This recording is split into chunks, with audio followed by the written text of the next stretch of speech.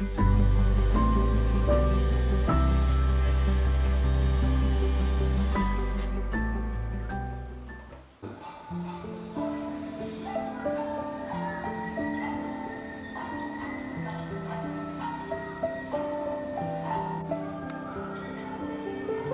抜き通りも踊りの舞台に様変わり。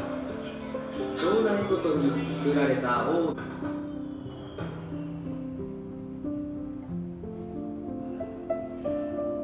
そして迎える8月神社の隣に設けられた会場。ここは保存会のメンバー、そしておよそ1000人の女性たちの晴れ舞台。江戸時代、豊前街道一の宿場町として栄えた山田のお座敷を愛する心を込めて。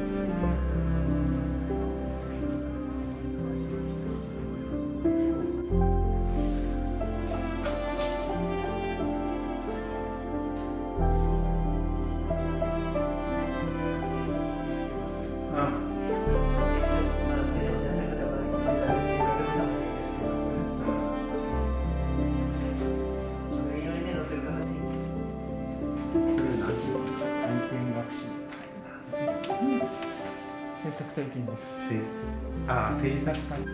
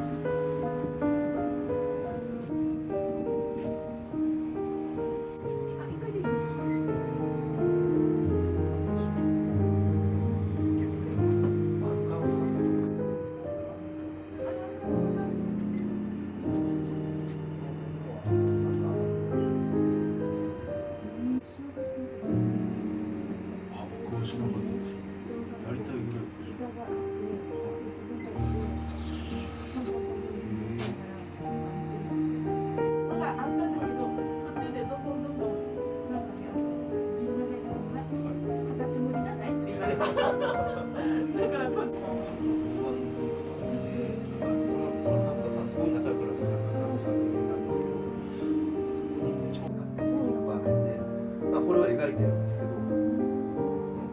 5頭いる戦車の馬の足をこう横一列にこう描いてるんです。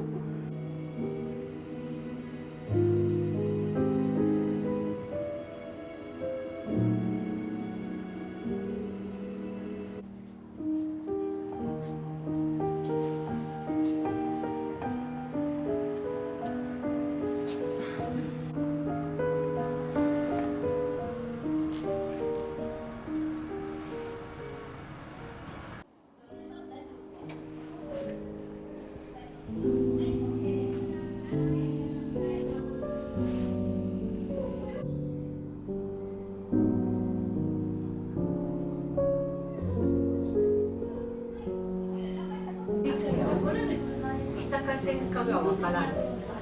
超変わる。古か喧嘩しらんかって。もともとならんな。自宅住んどんもんね。でもほらあったかいでしょ。あったかいってだけよかい。ありがとうございます。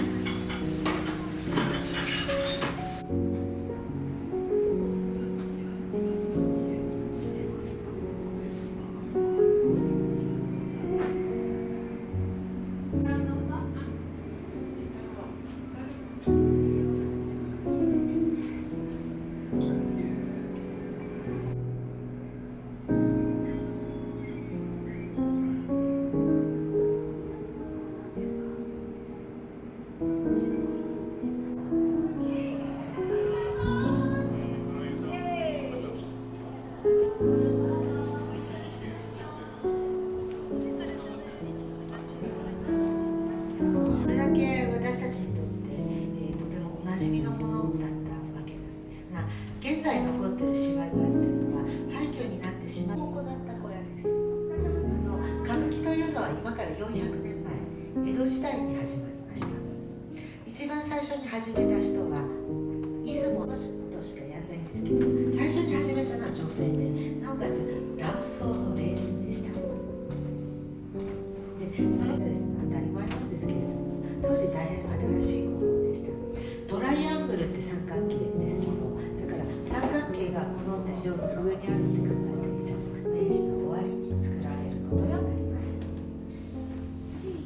この中で何を行っていたかっていうのを考えると、大体八千代座が一番の黄金時千里眼の女とか、割合奇抜なものが好まれたようです。まあそんな華やかな時代があったわけなんですけど、ところが1940年代にました。もう一人重要だったのが、このすぐ近くにご実家のあった元宝塚の上月昇さん。彼女がいろんな有名八千代座が作られた明治43年じゃなくて、八千代座が一番美しかった時代に戻します。でも心いただきますと、当時は絶対なかった客席と舞台が見えてきます。小さな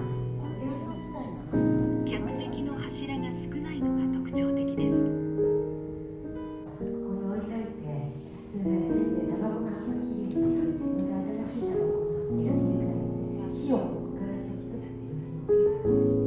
ださいって書いてありまして、これはかつて一番最初に募金活動していただいた老人会の方が建物をそして、年に数回大変有名な修学者の方がいただきます。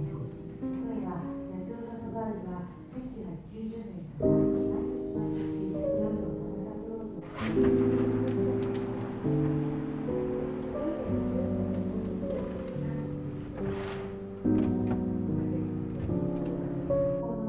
松の木、神様の松の木の向かって芸をして、それが後ろ側の鏡に映ってますよということで、能舞台のその鏡、今でこそ当たり前なんですが、映画館に行っても、もしくはホールに行っても、床が斜めになっておりまして、そこに椅子が、これを変えなければならない。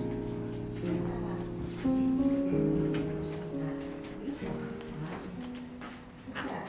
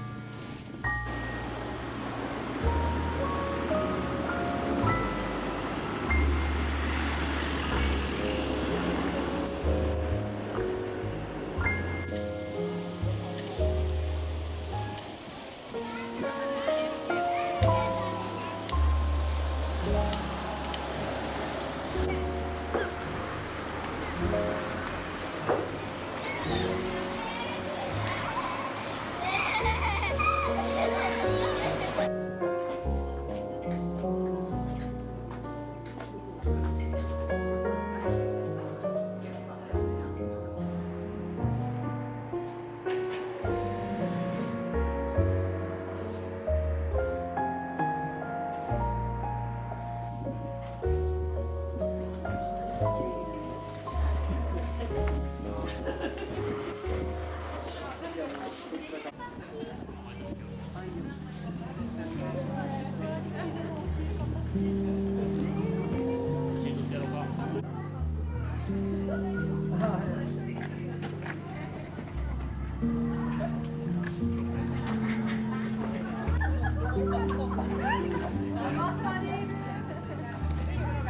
た後で。